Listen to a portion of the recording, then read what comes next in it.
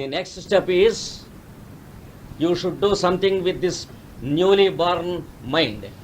You propose something new, which is different from the activity of your respiration and heartbeat.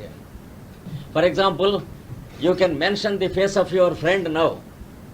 His face will be before your eyes for as long a time as you want. It may be 1 hour or 2 hours.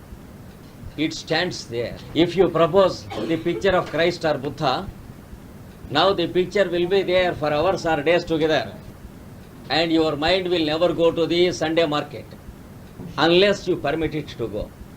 So now it is your duty to propose something new to this controlled mind.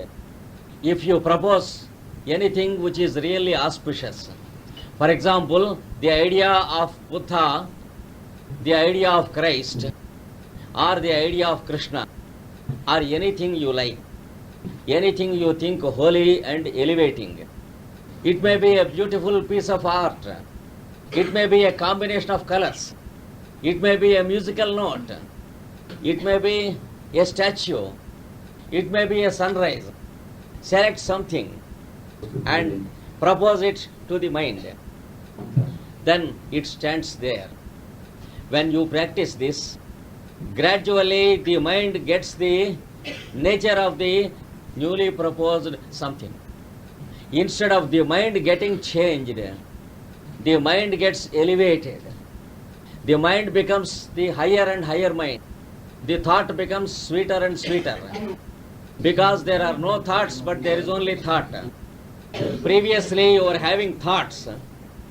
Now you are having only thought and not thoughts. This practice is called dharana. That is the aspect of yoga practice. You can take a sentence from a scripture and practice for some time. For example,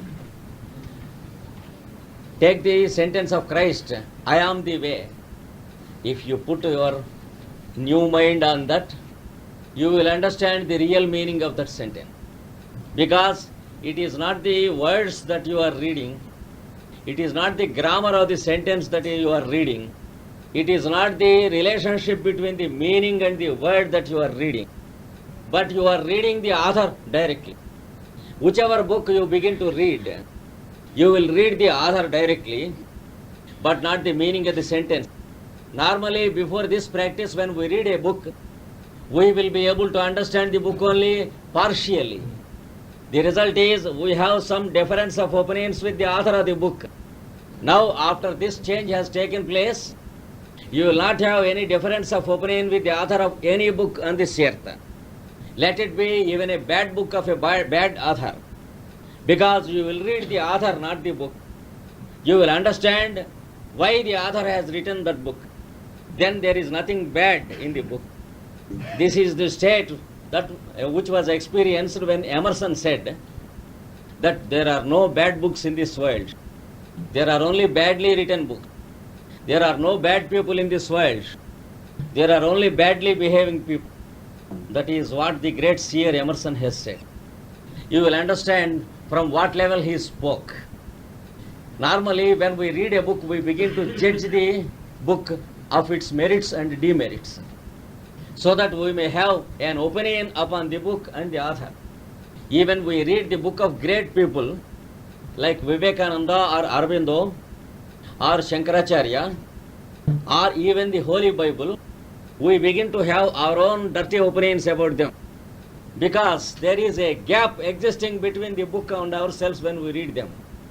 When there is no possibility at all to have an opinion over those books, when the books are given as lights for us to get enlightened, we may be utterly foolish enough to express our opinions about those books. I may say the author of the Old Testament has written like this, but I think there is some defective thinking here. Here the author is mistaken. Like that we will have our dirty ideas about every author. That is the result when we read books before we practice yoga. The result is not the benefit of reading the books, but only the labor and the trouble of reading the book we get. Whatever book we read, we will be having only the trouble of reading it and the additional trouble of having our own dirty opinions about every book. Now, after this change has taken place, if you begin to read a book, the author speaks to you. If it is a bad book, the author will explain you why he has written that book. This is the stage you will get in the next step. This step is called dharana. When you see a person, you will not see his face. Your eyes are seeing his face, but you are not seeing his face. Your ears are listening to his voice, but you are not listening his voice. Your mind is listening to his sentences and conversations, but you are not at all listening to his sentences and conversations.